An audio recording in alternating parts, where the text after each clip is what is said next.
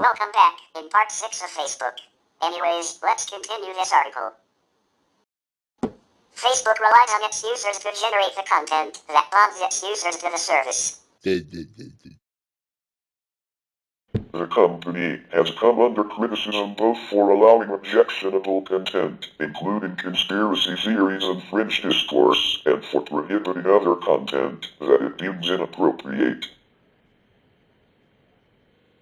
Facebook has been criticized as a vector for fake news and has been accused of bearing responsibility for the conspiracy theory that the United States created ISIS, false anti-Rohingya posts being used by Myanmar's military to fuel genocide and ethnic cleansing. Enabling climate change denial in Sandy Hook Elementary School shooting conspiracy theorists and anti-refugee attacks in Germany.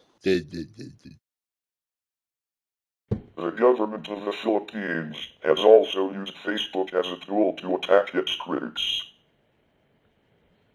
In 2017, Facebook partnered with fact-checkers from the Pointer Institute's International Fact-Checking Network to identify and mark false content, though most ads from political candidates are exempt from this program.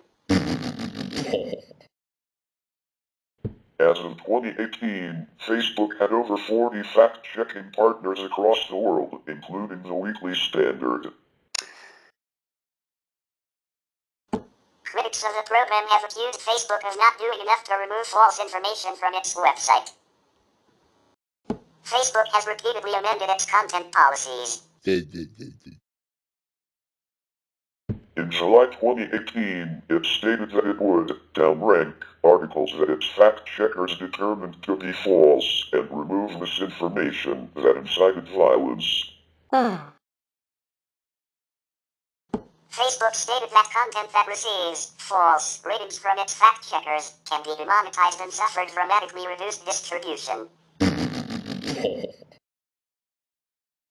Specific posts and videos that violate community standards can be removed on Facebook. In May 2019, Facebook banned a number of dangerous commentators from its platform, including Alex Jones, Louis Farrakhan, Milo Yiannopoulos, Paul Joseph Watson, Paul Mellon, David Duke, and Laura Loomer for allegedly engaging in violence and hate.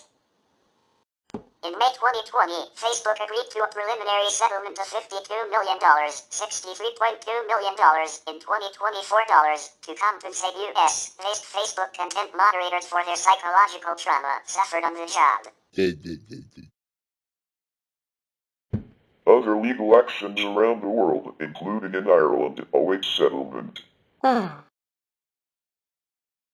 In September 2020, the government of Thailand utilized the Computer Crime Act for the first time to take action against Facebook and Twitter for ignoring requests to take down content and not complying with court orders. According to a report by Reuters, beginning in 2020, the United States military ran a propaganda campaign to spread disinformation about the Sinovac Chinese COVID-19 vaccine, including using fake social media accounts to spread the disinformation that the Sinovac vaccine contained pork-derived ingredients and was therefore haram under Islamic law. The campaign was described as payback for COVID-19 disinformation by China directed against the U.S. In summer 2020, Facebook asked the military to remove the accounts, stating that they violated Facebook's policies on fake accounts and on COVID-19 information. The campaign continued until mid-2021. Professor Ilya Salmon reported that he had been the subject of death threats on Facebook in April 2018 from Cesar Sayoc, who threatened to kill Salmon and his family and feed the bodies to Florida alligators. Salmon's Facebook friends reported the comments to Facebook, which did nothing except dispatch automated messages. Sayoc was later arrested for the October 2018 United States mail bombing attempts directed at Democratic politicians. Force v. Facebook, Incorporated, 934 F.3D53, Second Circuit 2019, was a case that alleged Facebook was profiting off recommendations for Hamas. In 2019, the U.S. Second Circuit Appeals Court held that Section 230R civil terrorism claims against social media companies and internet service providers. The first federal appellate court to do so. In October 2020, Pakistani Prime Minister Imran Khan urged Mark Zuckerberg, through a letter posted on government's Twitter account, to ban Islamophobic content on Facebook, warning that it encouraged extremism and violence. In October 2020, the company announced that it would ban Holocaust denial. In October 2022, Media Matters for America published a report that Facebook and Instagram were still profiting off advertisements using the slur, groomer, for LGBT people. The article reported that Meta had previously confirmed that the use of this word for the LGBT community violates its hate speech policies. The story was subsequently picked up by other news outlets such as the New York Daily News, Pig News, and LGBTQ Nation. There are ads on Facebook and Instagram containing sexually explicit content, descriptions of graphic violence, and content promoting acts of self-harm. Many of the ads are for web mobile apps, backed by tech giants ByteDance and Tencent. Facebook was criticized for allowing InfoWars to publish falsehoods and conspiracy theories. Facebook defended its actions in regard to InfoWars, saying, "We just don't think banning pages for sharing conspiracy theories or false news is the right way to go." Facebook provided only 6 cases in which it fact-checked content on the InfoWars page over the period September 2017 to July 2018.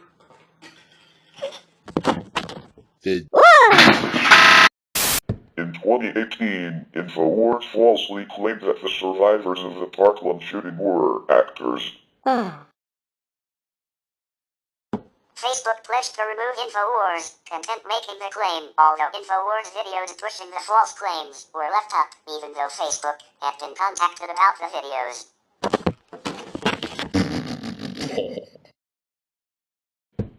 Facebook stated that the videos never explicitly called them actors.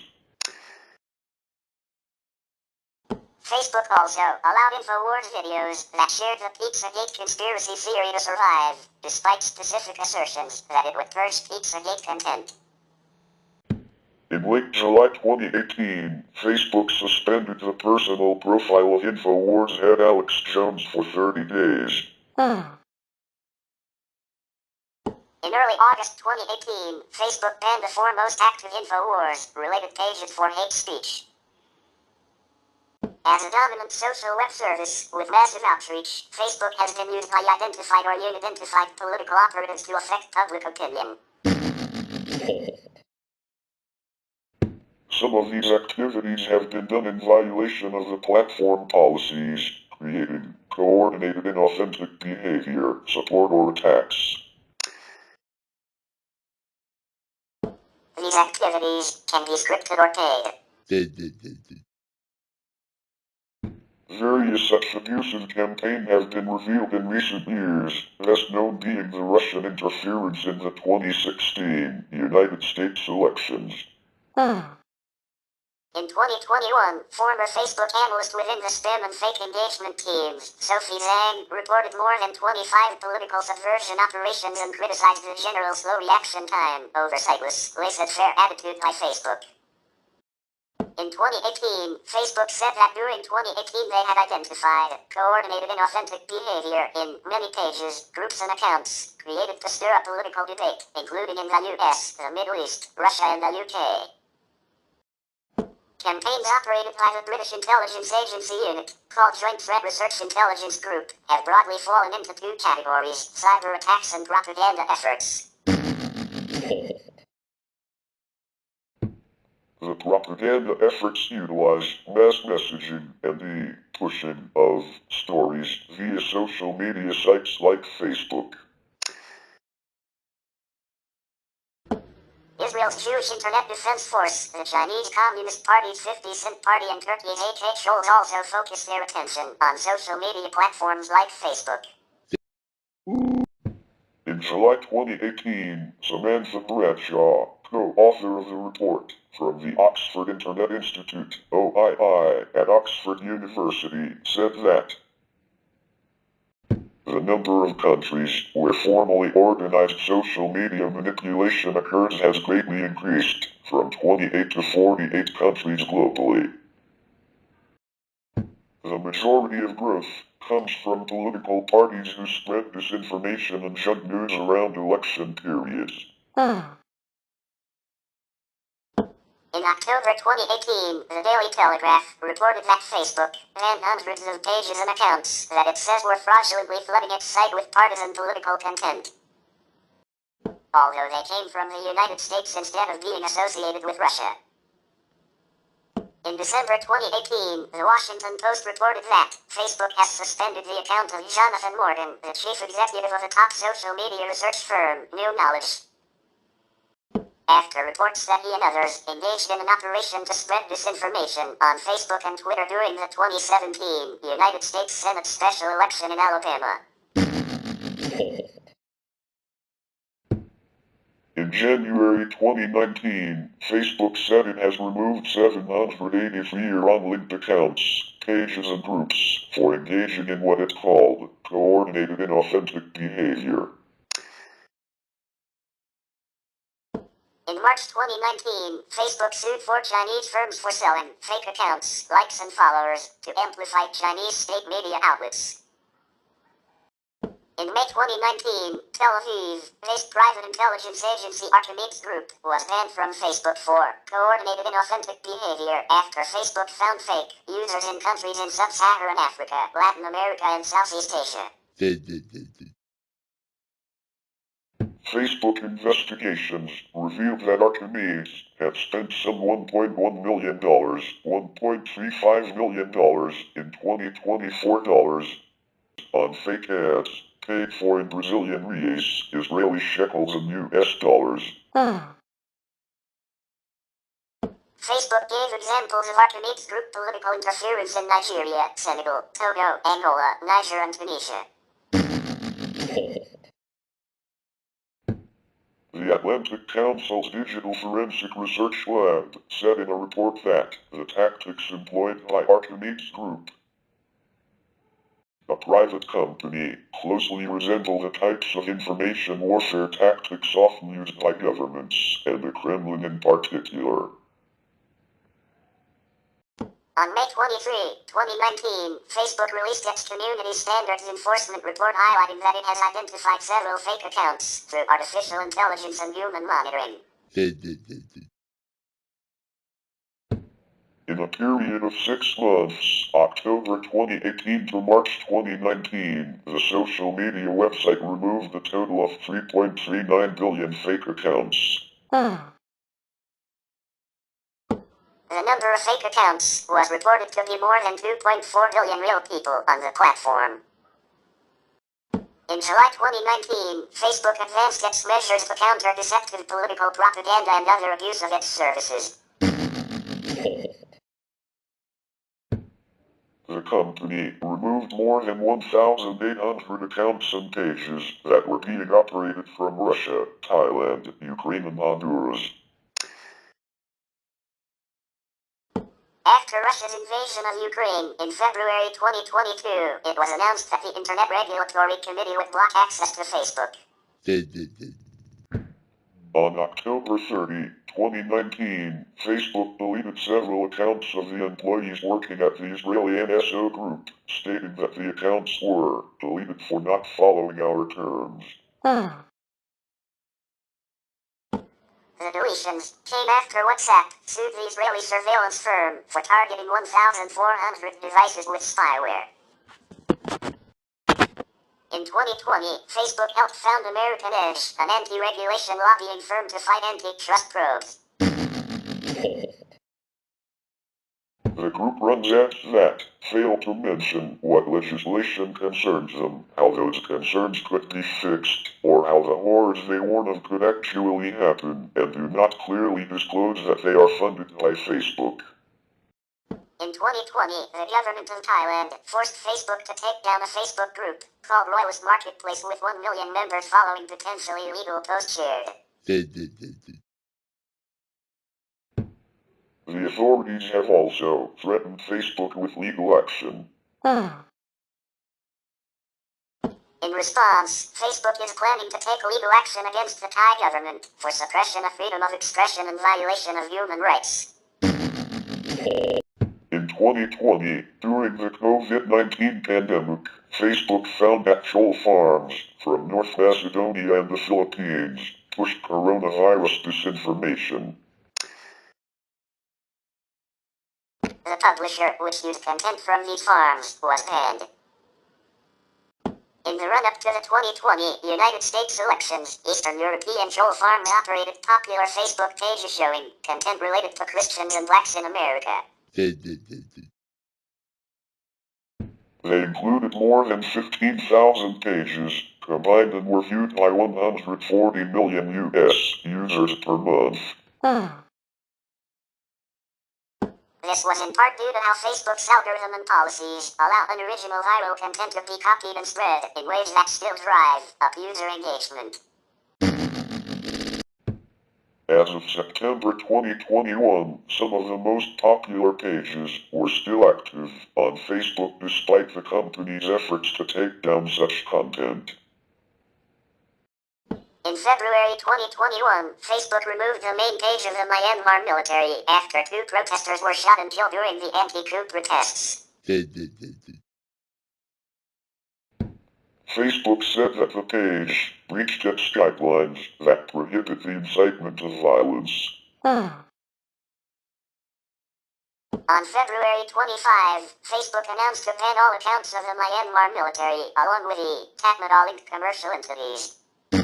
Citing the exceptionally severe human rights abuses and the clear risk of future military-initiated violence in Myanmar, the tech giant also implemented the move on its subsidiary Instagram. In March 2021, the Wall Street Journal's editorial board criticized Facebook's decision to fact-check its op-ed titled "We'll Have Herd Immunity by April," written by Surgeon Marty McCary, calling it counter-opinion masquerading as fact-checking. Facebook guidelines allow users to call for the death of public figures. They also allow praise of mass killers and violent non-state actors in some situations. In 2021, former Facebook analyst within the spam and fake engagement teams, Sophie Zhang, reported on more than 25 political subversion operations she uncovered while in Facebook, and a general laissez-faire by the private enterprise. In 2021, Facebook was cited as playing a role in the fomenting of the 2021 United States Capitol attack. In 2018, Special Counsel Robert Mueller indicted 13 Russian nationals and 3 Russian organizations for engaging in operations to interfere with U.S. political and electoral processes, including the 2016 presidential election. Mueller contacted Facebook subsequently to the company's disclosure that it had sold more than $100,000, $131,018 in 2024 worth of ads to a company. Internet research agency owned by Russian billionaire and businessman Yevgeny Prigozhin, with links to the Russian intelligence community before the 2016 United States presidential election. In September 2017, Facebook's chief security officer Alex Stamos wrote the company found approximately $100,000 in ad spending from June 2015 to May 2017, associated with roughly 3,000 ads that was connected to about 470 inauthentic accounts and pages. In violation of our policies, our analysis suggests these accounts and pages were affiliated with one another and likely operated out of Russia. Clinton Clinton and Trump campaigns spent $81 million, $106 million in 2024 on Facebook ads. The company pledged full cooperation in Mueller's investigation and provided all information about the Russian advertisements. Members of the House and Senate Intelligence Committees have claimed that Facebook had withheld information that could illuminate the Russian propaganda campaign. Russian operatives have used Facebook to polarize the American public discourses, organizing both Black Lives Matter rallies and anti-immigrant rallies on U.S. soil, as well as anti-Clinton rallies and rallies both for and against Donald Trump. Facebook ads have also been used to exploit divisions over black political activism and Muslims by simultaneously sending contrary messages to different users based on their political and demographic characteristics in order to sow discord.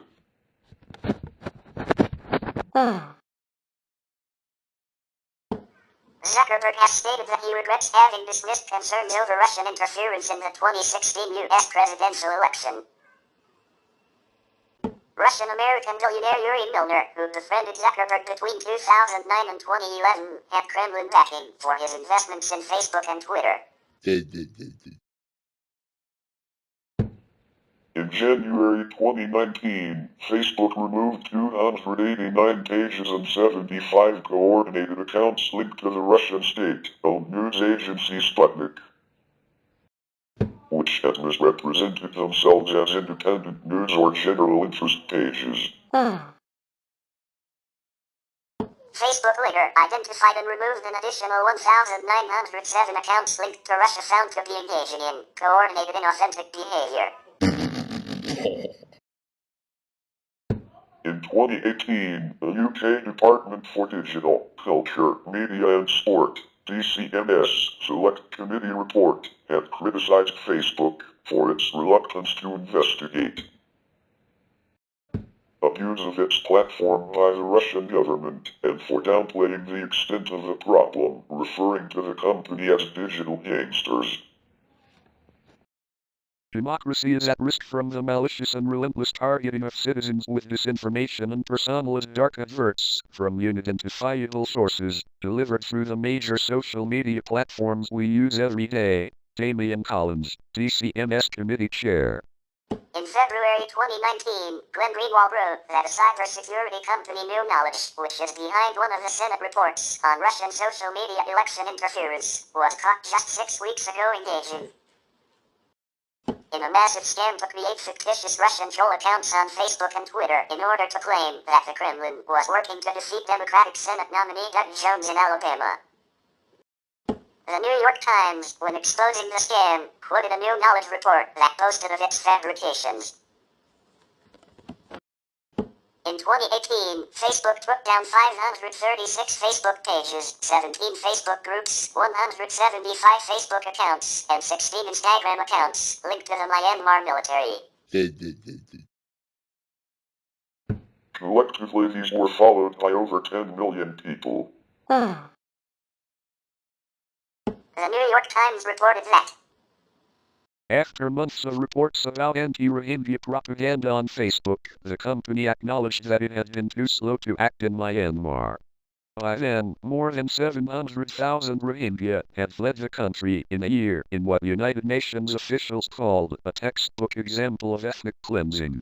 A 2019 book, titled The Real Face of Facebook in India, co-authored by the journalists Paranjoy Duvakirti and Cyril Sam, alleged that Facebook helped enable and benefited from the rise of Narendra Modi's Hindu nationalist Bharatiya Janata Party, BJP, in India. Agni Das, Facebook's policy director for India and South and Central Asia, apologized publicly in August 2020 for sharing a Facebook post which called Muslims in India a degenerate community. She said she shared the post to reflect my deep belief in celebrating feminism and civic participation. She is reported to have prevented action by Facebook against anti-Muslim content and supported the BJP in internal Facebook messages. In 2020, Facebook executives overrode their employees' recommendations that the BJP politician Tira Singh should be banned from the site for hate speech and rhetoric that could lead to violence. Singh had said on Facebook that Rohingya Muslim immigrants should be shot and had threatened to destroy mosques. Current and former Facebook employees told the Wall Street Journal that the decision was part of a pattern of favoritism by Facebook toward the BJP as it seeks more business in India.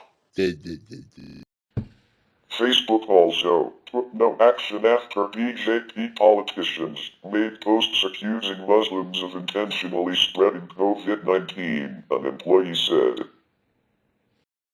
In 2020, the Delhi Assembly began investigating whether Facebook bore blame for the 2020 religious riots in the city, claiming it had found Facebook prima facie guilty of a role in the violence.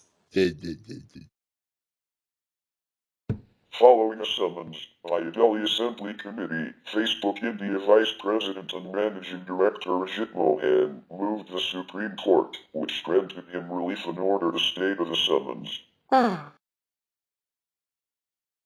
The central government later backed the decision and submitted in the court that Facebook could not be made accountable before any state assembly, and the committee formed was unconstitutional. Following a fresh notice by the Delhi Assembly panel in 2021 for failing to appear before it as a witness, Mohan challenged it, saying that the right to silence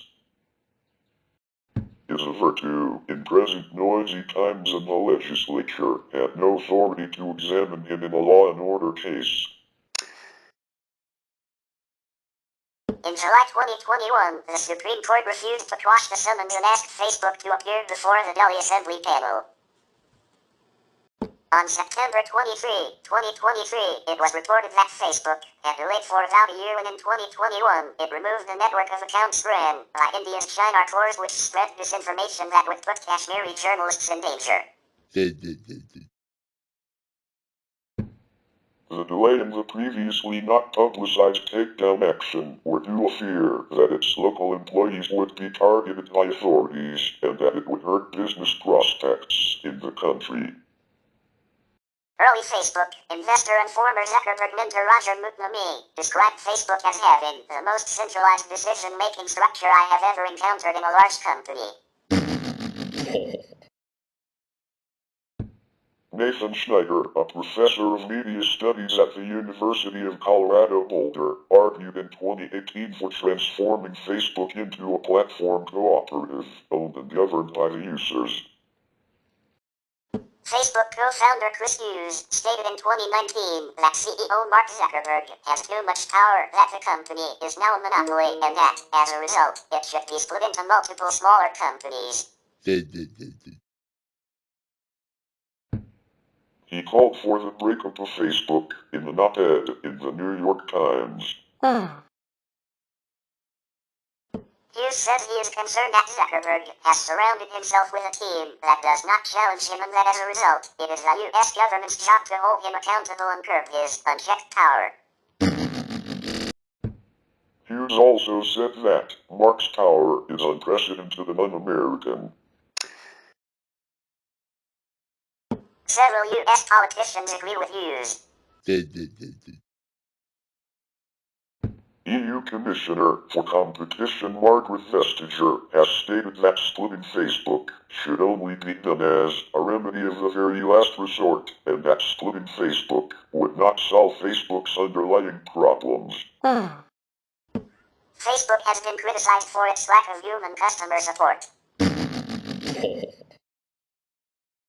When users' personal and business accounts are breached, many are forced to go through small claims court to regain access and restitution.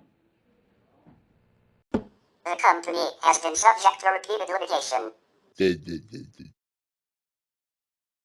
Its most prominent case addressed allegations that Zuckerberg broke an oral contract with Cameron Winklevoss, Tyler Winklevoss, and Vivian Redford to build the then-named Harvard Connection social network in 2004. On March 6, 2018, BlackBerry sued Facebook and its Instagram and WhatsApp subdivision for ripping off key features of its messaging app. In October 2018, a Texan woman sued Facebook, claiming she had been recruited into the sex trade at the age of 15 by a man who friended her on the social media network. Facebook responded that it works both internally and externally to ban sex traffickers. In 2019, British solicitors representing a bullied Syrian schoolboy sued Facebook over false claims.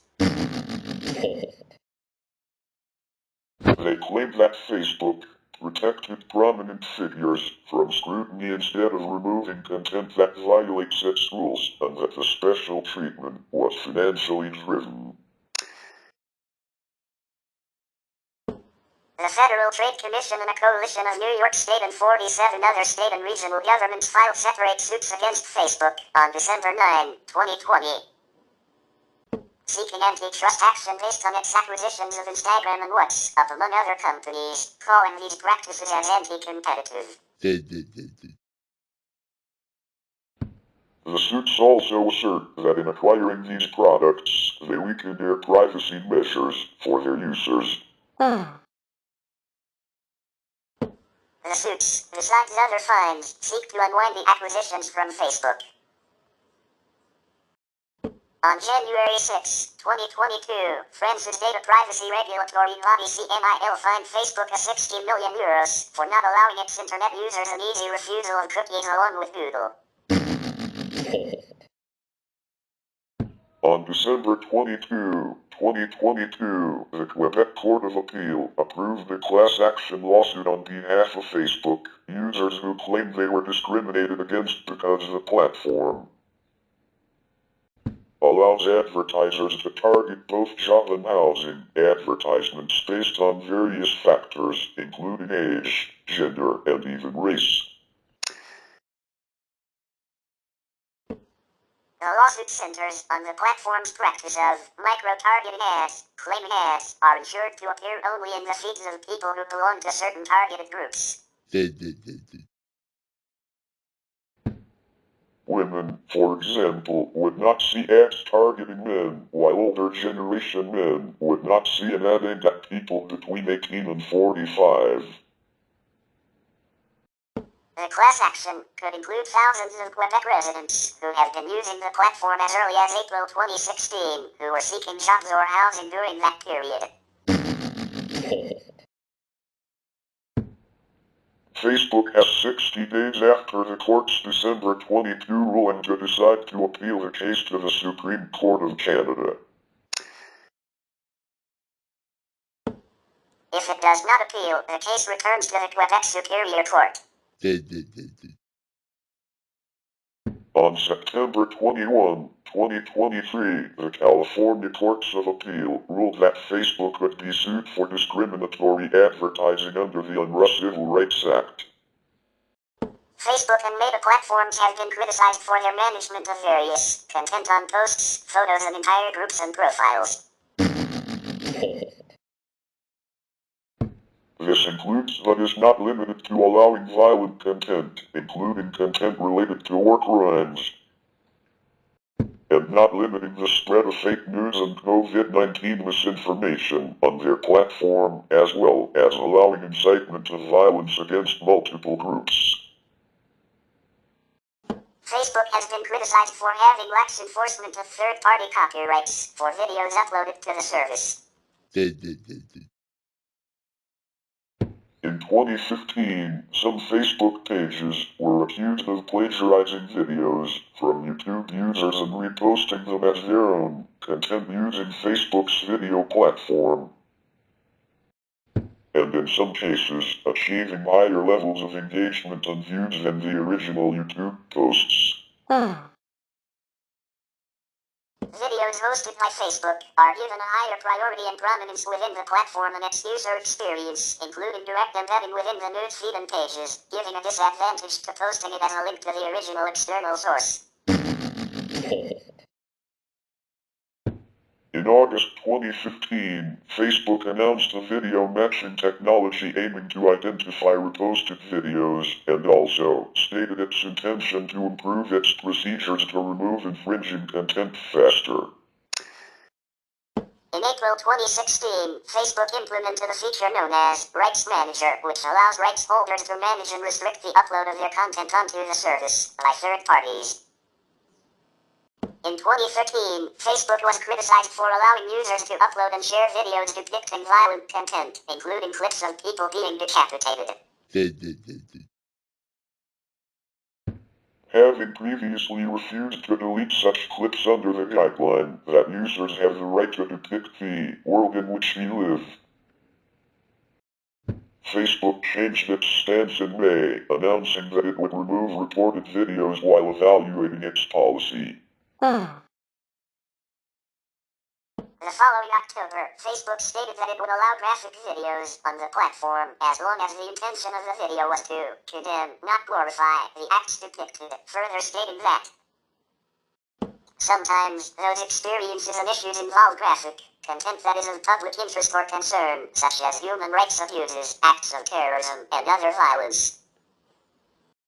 When people share this type of graphic content, it is often to condemn it. If it is being shared for sadistic pleasure or to celebrate violence, Facebook removes it. Whoa! However, Facebook once again received criticism, with a Family Online Safety Institute saying that such videos cross the line and can potentially cause psychological damage among young Facebook users, and then Prime Minister of the United Kingdom David Cameron calling the decision irresponsible, citing the same concerns regarding young users.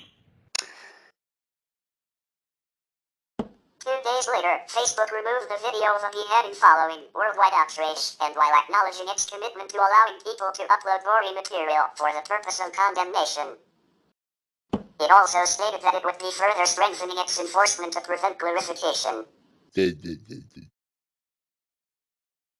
The company's policies were also criticized as part of these developments, with some drawing particular attention to Facebook's permission of graphic content but potential removal of breastfeeding images.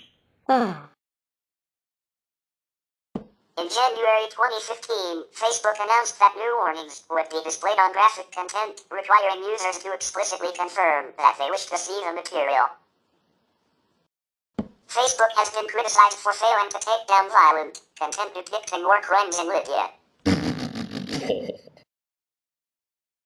A 2019 investigation by the BBC found evidence of alleged war crimes in Libya being widely shared on Facebook and YouTube. The BBC found images and videos on social media of the bodies of fighters and civilians being desecrated by fighters from the self-styled Libyan National Army. The force, led by General Khalifa Haftar, controls a swath of territory in the east of Libya and is trying to siege the capital, Tripoli. BBC Arabic found almost 100 images and videos from Libya shared on Facebook and YouTube in violation of their company's guidelines. The UK Foreign Office said it took the allegations extremely seriously and is concerned about the impact the recent violence is having on the civilian population. In 2017, a Facebook video of Libyan National Army, LNA, Special Forces Commander Mahmoud al-Warfali was uploaded showing him shooting dead 3 captured fighters. The video was then shared on YouTube over 10,000 times. The International Criminal Court used it as evidence to indict al-Warfali for the war crime of murder. The BBC found the original video was still on Facebook 2 years after his indictment and also discovered videos showing the bodies of civilians being desecrated. These were taken in Ganfuda, a district of Benghazi, which was under siege by the LNA between 2016 and 2017. More than 300 people, including dozens of children, died during the siege. A video uncovered by BBC Arabic showed soldiers mocking a pile of corpses of dead civilians and trampling on bodies. Among them was a 77-year-old woman, Aliyah Hamza. Her son, Ali Hamza, and 5 family members killed in Danfuda. Ali Hamza told BBC Arabic, "I sent links to lawyers to send to the ICC in The Hague against Khalifa Haftar and his military commanders regarding the massacres of civilians," said Hamza. In the video, the LNA soldiers label the civilians as terrorists. Human rights lawyer and war crimes specialist Rodney Dixon QC reviewed the evidence BBC Arabic found. If groups are using those platforms to propagate their campaigns, then those platforms should seriously look at their role. Because they could then be assisting in that process of further crimes being committed, he said. After presenting our findings to Facebook, they removed all the videos that show a suspected war crime taking place. However, they opted not to suspend any of the accounts, which we found linked to the images. Aaron Saltman, Facebook's policy manager for counter-terrorism in Europe, Middle East and Africa, told BBC Arabic. Sometimes there are very conflicting narratives of whether or not the victim is a terrorist or whether it's a civilian over who's committing that act. We cannot be the pure arbiters of truth. Whoa! But Facebook and YouTube's own community guidelines explicitly prohibit content that promotes or depicts acts of violence. Facebook Live, introduced in August 2015 for celebrities and gradually rolled out for regular users starting in January 2016, lets users broadcast live videos, with Facebook's intention for the feature to be presenting public events or private celebrations. However, the feature has been used to record multiple crimes, deaths, and violent incidents, causing significant media attention. Facebook has received criticism for not removing videos faster, and Facebook Live has been described as a monster. Facebook cannot tame and a gruesome crime scene for murders. In response, CEO Mark Zuckerberg announced in May 2017 that the company would hire 3,000 moderators to review content and invest in tools to remove videos faster. In 2008, Facebook was criticized for hosting groups dedicated to promoting anorexia. The groups promoted dramatic weight loss programs, shared extreme diet tips, and posted pictures of emaciated girls under inspiration headlines. Members reported having switched to Facebook from MySpace, another social networking service, due to a perceived higher level of safety and intimacy at Facebook. In a statement to BBC News, a Facebook spokesperson stated that many Facebook groups relate to controversial topics. This alone is not a reason to disable a group. In cases where content is reported and found to violate the site's terms of use, Facebook will remove it. In Italy in 2009, the discovery of pro-mafia groups, one of them claiming Bernardo Provenzano's sainthood, caused them alerting the country and brought the government to rapidly issue a law that would force internet service providers to deny access to entire websites in case of refused removal of illegal contents. The amendment was passed by the Italian Senate and now needs to be passed unchanged by the Chamber of Deputies to become effective. Facebook criticized the government's efforts, telling Bloomberg that it would be like closing an entire railway network just because of offensive graffiti at one station. And that Facebook would always remove any content promoting violence and already had a takedown procedure in place. On March 31, 2010, the Today Show ran a segment detailing the deaths of 3 separate adolescent girls and Joel's subsequent reactions to their deaths. Shortly after the suicide of high school student Alexis Pilkington, anonymous posters began trolling for reactions across various message boards, referring to Pilkington as a suicidal CUSS, and posting graphic images on her Facebook memorial page. The segment also included an expose of a 2006 accident in which an 18-year-old student out for a drive fatally crashed her father's car into a highway pylon. Scholes emailed her grieving family the leaked pictures of her mutilated corpse. There have been cases where Facebook trolls were jailed for their communications on Facebook, particularly memorial pages. In autumn 2010, Colm Hardwick, Britain, was sentenced to 26 weeks in jail under S-127 of the Communications Act 2003 of Great Britain for malicious communications, for leaving messages deemed obscene and hurtful on Facebook memorial pages.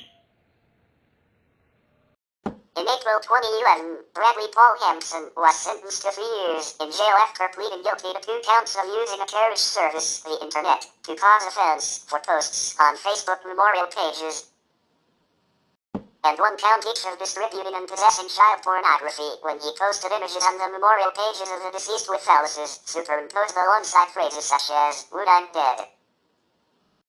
A series of pro-rape and rape joke content on Facebook drew attention from the media and women's groups. Rape is no joke. RINJ, a group opposing the pages, argued that removing pro-rape pages from Facebook and other social media was not a violation of free speech in the context of Article 19 of the Universal Declaration of Human Rights and the concepts recognized in international human rights law. In the International Covenant on Civil and Political Rights. RINJ repeatedly challenged Facebook to remove the rape pages. RINJ then turned to advertisers on Facebook telling them not to let their advertising be posted on Facebook's rape pages. Following a campaign that involved the participation of women, action in the media, the Everyday Sexism Project and the activist Soraya Kemally, who were among 100 advocacy groups, Facebook agreed to update its policy on hate speech. The campaign highlighted content that promoted domestic and sexual violence against women, and used over 57,000 tweets and more than 4,900 emails to create outcomes such as the withdrawal of advertising from Facebook by 15 companies, including Nissan UK, House of Burlesque and Nationwide UK. The social media website initially responded by stating that, while it may be vulgar and offensive, distasteful content on its own does not violate our policies, but then agreed to take action on May 29, 2015. After it had become clear that our systems to identify and remove hate speech have failed to work as effectively as we would like, particularly around issues of gender-based hate. In June 2015, the UK National Society for the Prevention of Cruelty to Children raised concerns about Facebook's apparent refusal when asked to remove controversial video material which allegedly showed a baby in emotional distress. In March 2017, BBC News reported in an investigation that Facebook only removed 18 of the 100 groups and posts it had reported for containing child exploitation images. The BBC had been granted an interview with Facebook Policy Director Simon Milner under the condition that they provide evidence of the activity. However, when presented with the images, Facebook cancelled the interview and told the BBC that it had been reported to the National Crime Agency for illegally distributing child exploitation images. The NCA could not confirm whether the BBC was actually being investigated. Milner later stated to the BBC that the investigation had exposed flaws in its image moderation process that have since been addressed, and that all of the reported content was removed from the service. According to data from the National Center for Missing and Exploited Children in 2020, there have been 20 million reported incidents of child sexual abuse material on Facebook. This accounted for 95% of total incidents recorded by the organization, while Google accounted for 500,000 incidents, Snapchat for 150,000 and Twitter for 65,000. In July 2017, GMA News reported that a number of secret Facebook groups that have been engaging in illegal activity of sharing obscene photos of women have been exposed. With the Philippine National Bureau of Investigation warning group members of the possibility of being liable for violating child pornography and anti-voyeurism laws. Facebook stated that it would remove the groups as violations of its community guidelines. A few days later, GMA News had an interview with one of the female victims, targeted by one of the groups, who stated that she received friend requests from strangers and inappropriate messages. After reporting to authorities, the Philippine National Police's anti-cybercrime unit promised to take action in finding the accounts responsible. Senator Risa Hontiveros responded to the incidents with a proposal of a law that would impose stiff penalties on such group members, stating that these people have no right to enjoy our internet freedom only to abuse our women and children. We will not allow them to shame our young women, suppress their right to express themselves through social media, and contribute to a culture of misogyny and hate. According to the study, commissioned by Meta and carried out by Business for Social Responsibility, the SR, Facebook and Instagram's policies during Israeli attacks on the Gaza Strip in 2021 harmed the fundamental human rights of Palestinians. The social media giant had denied Palestinian users their freedom of expression by erroneously removing their content. The SR's report is yet another indictment of the company's ability to police its global public square and to balance freedom of expression against the potential for harm in a tense international context. Facebook has been suspected of having a double standard when it comes to pages and posts regarding the Arab-Israeli conflict. When it comes to election incitement, Facebook has been accused of being unfair, removing only posts and pages that attack Palestinians, while turning a blind eye to similar posts that are violently anti-Semitic. The NGO Shurat and Israel Law Center conducted an experiment over the incitement issue, which sought to expose what it viewed as double standards regarding anti-Israel sentiment vis-a-vis the simultaneous launch of two Facebook pages. Stop Palestinians and Stop Israel. Following the launch of the two nearly identical pages, the NGO posted hateful content simultaneously on both pages. Next, Shurat Haddon reported both faux incitement pages to Facebook to see which, if either, would be removed. According to them, despite featuring nearly identical content, only one was removed from the online platform. They said the page inciting against Palestinians was closed by Facebook on the same day that it was reported for containing credible threat of violence, which violated our, Facebook's, community standards, but not the page inciting against Israelis. Shurat Haddon said that Facebook claimed that this page was not in violation of Facebook's rules. Shurat Haddon's staged anti-Israel group, Stop Israel, still remains active on Facebook.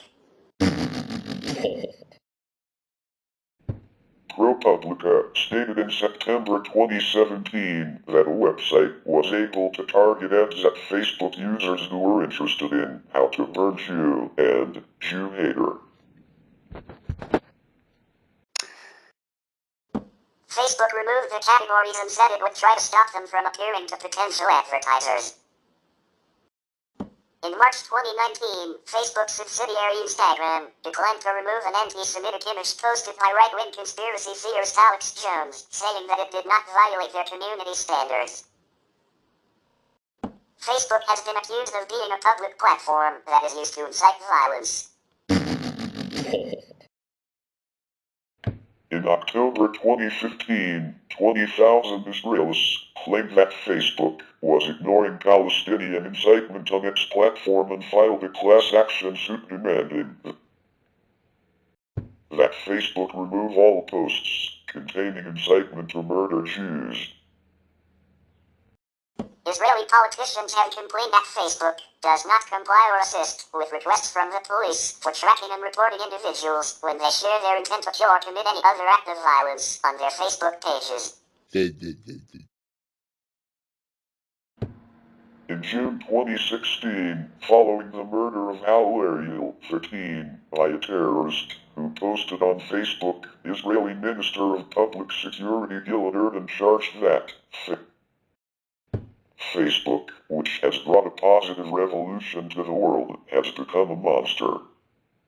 The dialogue, the incitement, the lies of the young Palestinian generation are happening on the Facebook platform. Erdogan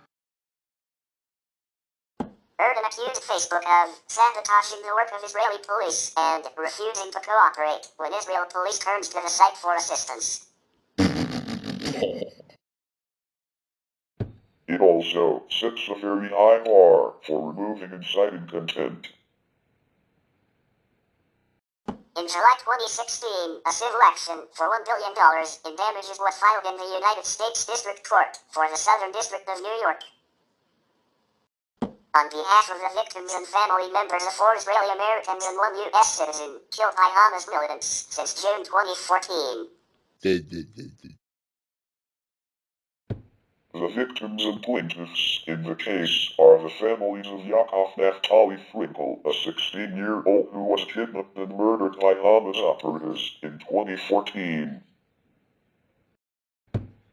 Taylor Force, a 29-year-old American MBA student and U.S. Army veteran, killed in a stabbing spree in Jaffa in 2016. Hebron. A 3-month-old thrown from her stroller and slammed into the pavement when a Hamas attacker drove his car into a light rail station in Jerusalem in October 2014. 76-year-old Richard Lakin, who was killed in the October 2015 shooting and stabbing attack on a Jerusalem bus, and Menachem Mendel Rivkin, who was seriously wounded in a January 2016 stabbing attack in Jerusalem. The plaintiffs claim that Facebook knowingly provided its social media platform and communication services to Hamas in violation of provisions of U.S. anti-terrorism laws which prohibits U.S. businesses from providing any material support, including services, to designated terrorist groups and their leaders. The government of the United States has designated Hamas as a foreign terrorist organization as defined by U.S. law. The suit claims that Hamas used and relied on Facebook's online social network platform and communication services to facilitate and carry out its terrorist activity, including the terrorist attacks in which Hamas murdered and injured the victims and their families in this case. The legal claim was rejected. The court found that Facebook and other social media companies are not considered to be the publishers of material. Users post when digital tools used by the company match content with what the tool identifies as interested consumers. In August 2016, Israel's security service, the Shin Bet, reported that it had arrested 9 Palestinians who had been recruited by a Lebanon-based Hezbollah terrorist organization. Operatives of Hezbollah in Lebanon and Gaza Strip recruited residents of the West Bank, Gaza and Israel through Facebook and other social media sites. recruiting cell leaders on Facebook, as Hollander recruits used encrypted communications to avoid detection, and the leaders continued to recruit other members. The terror cells received Hezbollah funding and planned to conduct suicide bombings and ambushes and had begun preparing explosive devices for attacks, said the security service, which claimed credit for preventing the attacks. The Shin Bet said it also detected multiple attempts by Hezbollah to recruit Israeli Arabs through a Facebook profile.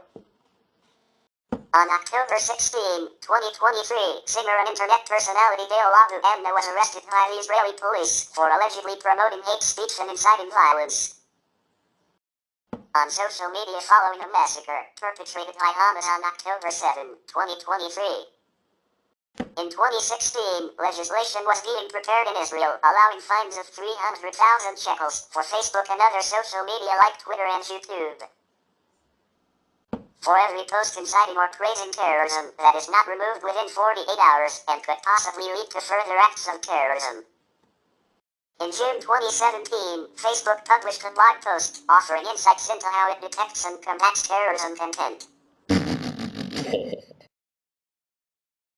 The company claimed that the majority of the terrorism accounts that are found are discovered by Facebook itself, while it reviews reports of terrorism content urgently and, in cases of imminent harm, promptly inform authorities. It also develops new tools to aid in its efforts, including the use of artificial intelligence to match terrorist images and videos, detecting when content is shared across related accounts, and developing technologies to stop repeat offenders. The company stated that it has 150 people dedicated to terrorism countermeasures and works with governments and industries in an effort to curb terrorist propaganda. Its blog post stated that, "We want Facebook to be a hostile place for terrorists." In June 2017, The Guardian reported that a software bug had exposed the personal details of 1,000 Facebook workers involved in reviewing and removing terrorism content by displaying their profiles in the activity logs of Facebook groups related to terrorism efforts. In Facebook's Dublin, Ireland headquarters, 6 individuals were determined to be high-priority victims of the error after the company concluded that their profiles were likely viewed by potential terrorists in groups such as ISIS, Hezbollah, and the Kurdistan Workers' Party. The bug itself, discovered in November 2016 and fixed 2 weeks later, was active for 1 month and had also been retroactively exposing censored personal accounts from August 2016. One affected worker had fled Ireland, gone into hiding, and only returned to Ireland after 5 months due to a lack of money.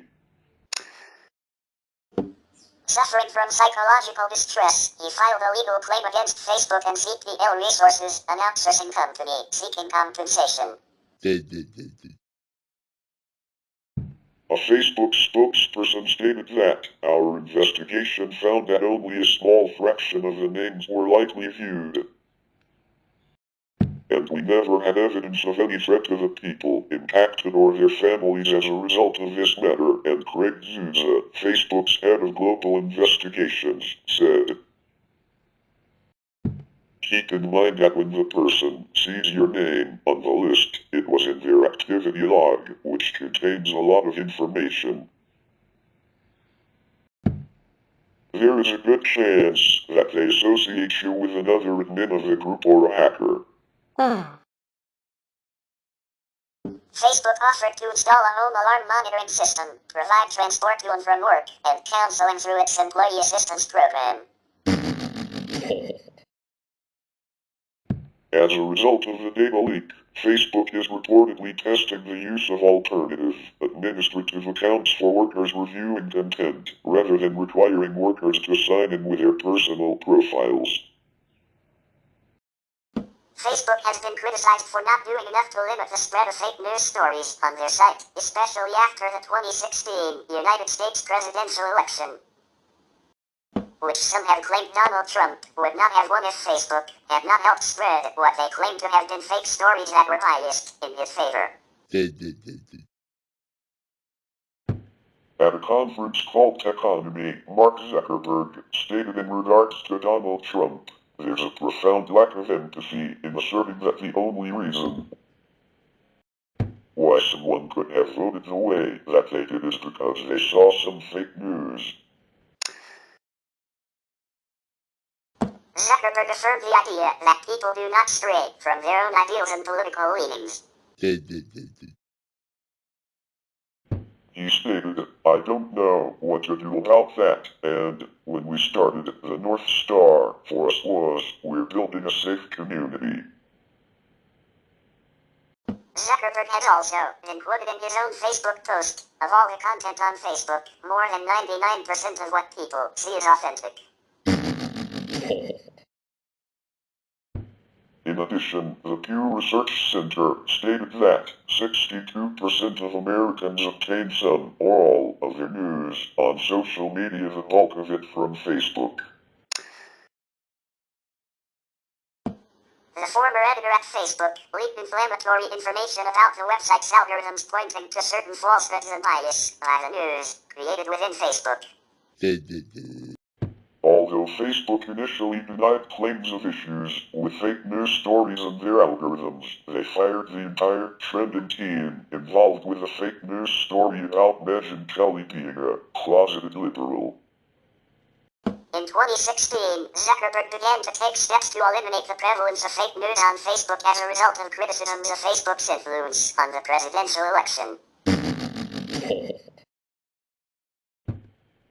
Facebook initially partnered with ABC News, the Associated Press, FactCheck.org, Snopes and PolitiFact for its fact-checking initiative.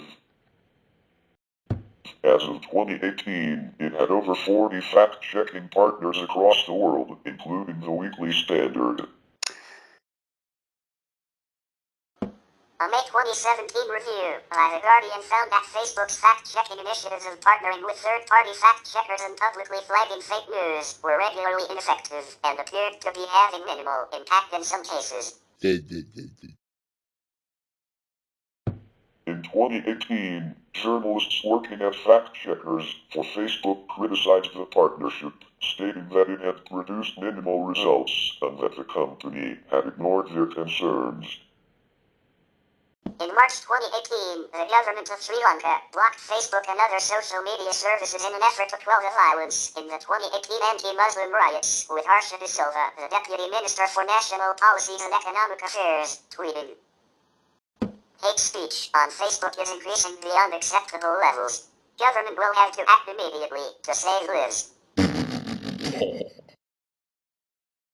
Sri Lankan Telecommunications Minister Aaron Fernando stated that Facebook had been too slow in removing content and banning users who were using its platforms to facilitate violence during the riots. In response, Facebook stated that it had increased the number of Sinhalese speakers it employs to review content. In April 2019, during the aftermath of the Easter bombings, the Sri Lankan government blocked access to Facebook, Instagram and WhatsApp in an effort to stop the spread of misinformation that could lead to further violence. In October 2019, Facebook announced that Breitbart News, an American far-right news and opinion website, would be included as a trusted source in its Facebook news feature alongside sources like the New York Times and the Washington Post. The decision sparked controversy due to Breitbart News' status as a platform for the alt-right and its reputation for publishing misinformation. In October 2021, the Wall Street Journal reported that Facebook executives resisted removing Breitbart News from Facebook's News tab feature to avoid angering Donald Trump and Republican members of Congress. Despite criticism from Facebook employees, An August 2019 internal Facebook study had found that Breitbart News was the least trusted news source and also ranked as low quality in the sources it looked at across the US and Great Britain. In February 2021, a press gazette investigation found that Facebook had accepted promotional content from Chinese state media outlets such as China Daily and China Global Television Network that spread disinformation denying the persecution of Uyghurs in China. The chairman of the UN Independent International Fact-Finding Mission on Myanmar stated that Facebook played a determining role in the Rohingya genocide. Facebook has been accused of enabling the spread of Islamophobic content which targets the Rohingya people. The United Nations Human Rights Council has called the platform a useful instrument for those seeking to spread hate. The Internet.org initiative was brought to Myanmar in 2015. Myanmar's relatively recent democratic transition did not provide the country with substantial time to form professional and reliable media outlets free from government intervention. Furthermore, approximately 1% of Myanmar's residents had internet access before Internet.org.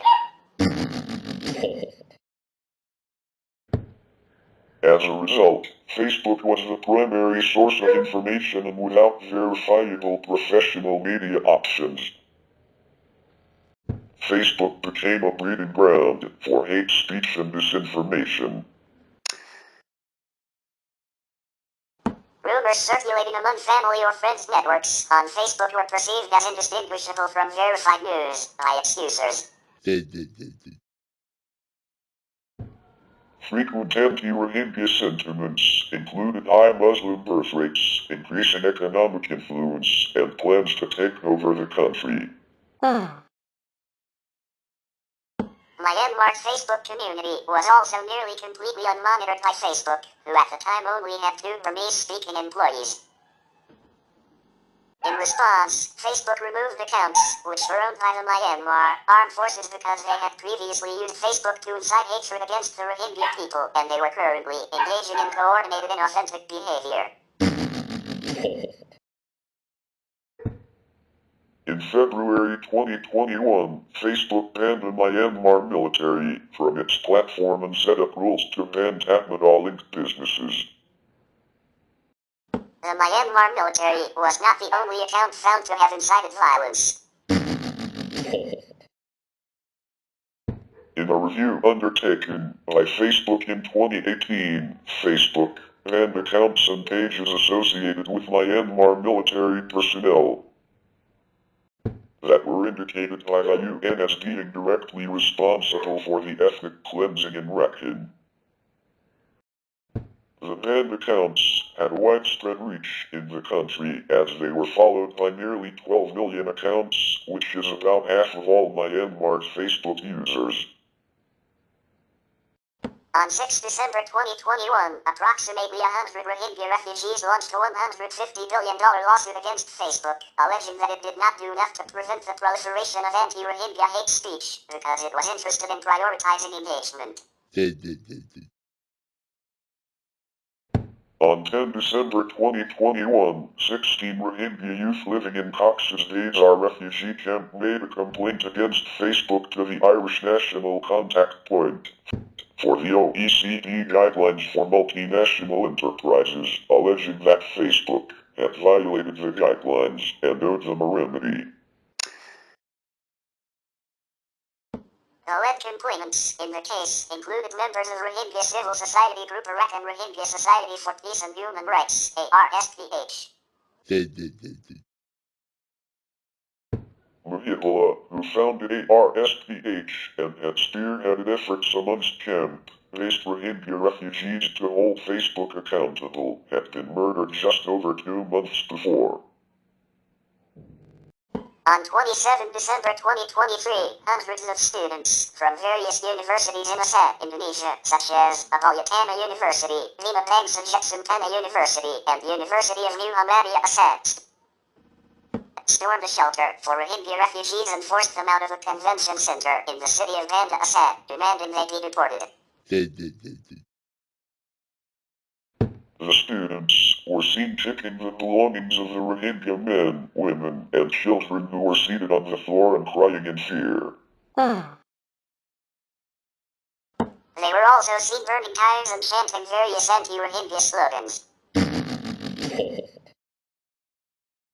The protest was believed to be caused by Facebook due to anti-Rohingya sentiments that spread through the app.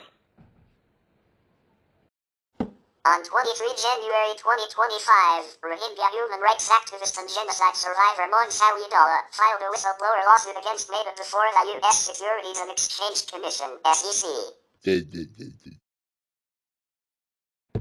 The lawsuit accused Meta of having misled shareholders regarding its role in the Rohingya genocide in violation of U.S. securities law. The lawsuit was filed with the support of Amnesty International and the Open Society Foundations. Facebook grants blue ticks to verified accounts of public personalities, brands, and celebrities, including politicians and artists. They have no policy in the cases where an individual who has a verified blue tick account is convicted in a serious criminal case.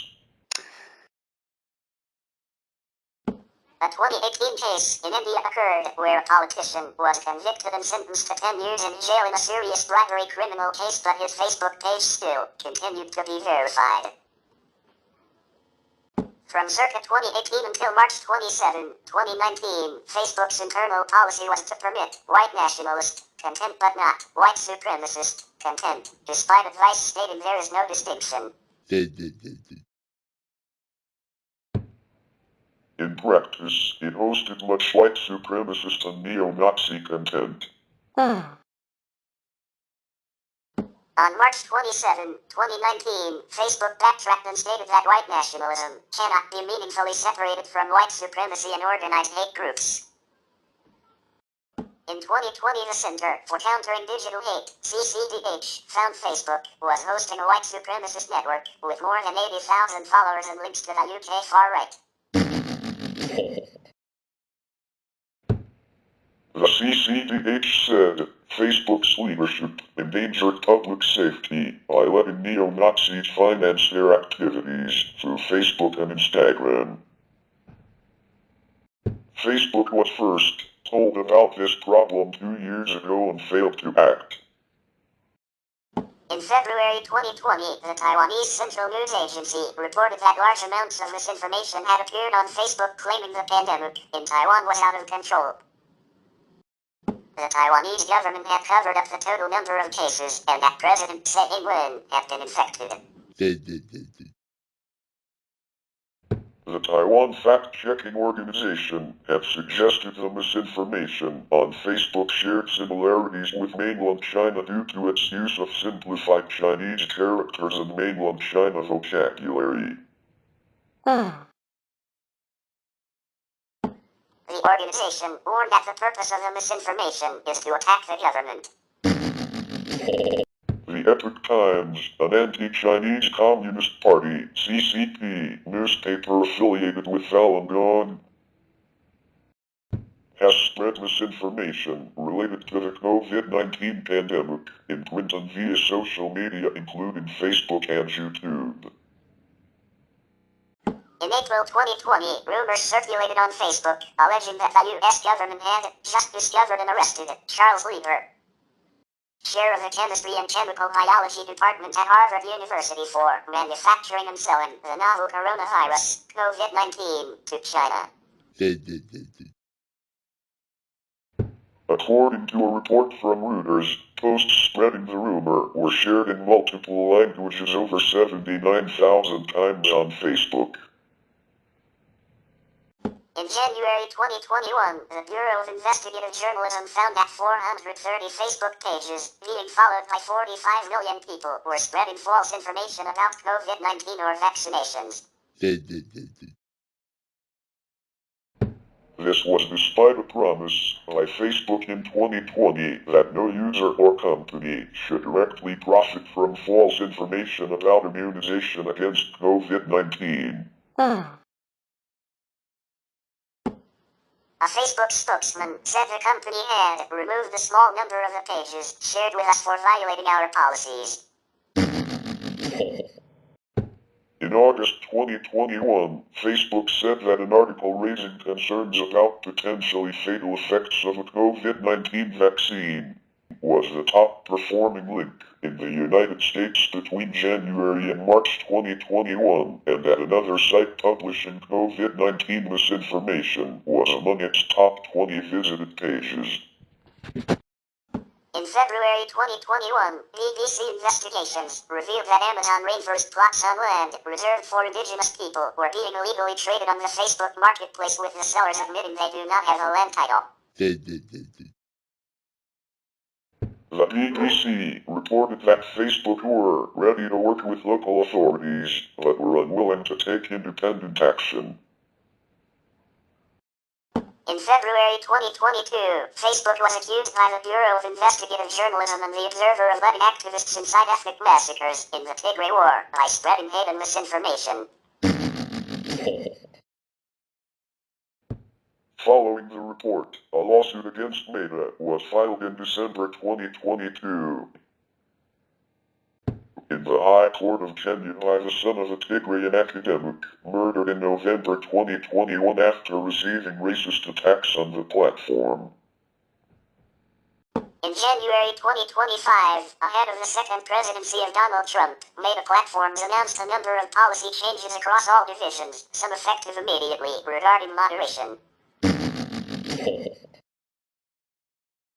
Among the changes, Facebook will discontinue internal fact-checking in favor of a community notes system similar to X, in which contextual addendums may be added to posts with agreement from other users. In addition, Meta relaxed certain moderation practices to focus more on severe and illegal content. These include relaxations of certain hateful content, policies to comply with mainstream discourse, including allowing the targeting of others by protected characteristics in connection to the spread of COVID-19, allowing allegations of mental illness or abnormality when based on gender or sexual orientation, given political and religious discourse about transgenderism and homosexuality and common non-serious usage of words like weird, and allowing discussions in support of gender-based limitations of military, law enforcement, and teaching jobs. The company cited ongoing concerns that its services censor too much harmless content and the desire to provide people with information about what they're seeing, and one that's less prone to bias. Meta also announced that it would relocate its Trust and Safety Division to Texas and other locations to reduce bias. Mark Zuckerberg stated that the changes were to ensure more speech and fewer moderation mistakes. The changes have faced criticism, especially from journalists and LGBT rights advocates, for opening LGBT users of Meta services such as Facebook to homophobic and transphobic prejudice, with comparisons drawn to the changes in content policies enacted by Elon Musk after his acquisition of Twitter X. Human Rights Campaign, HRC, President Kelly Robinson stated that, while we understand the difficulties in enforcing content moderation, we have grave concerns that the changes announced by Meta will put the LGBTQ+ community in danger both online and off. 404 Media reported that the changes have led to major internal dissent among Meta employees.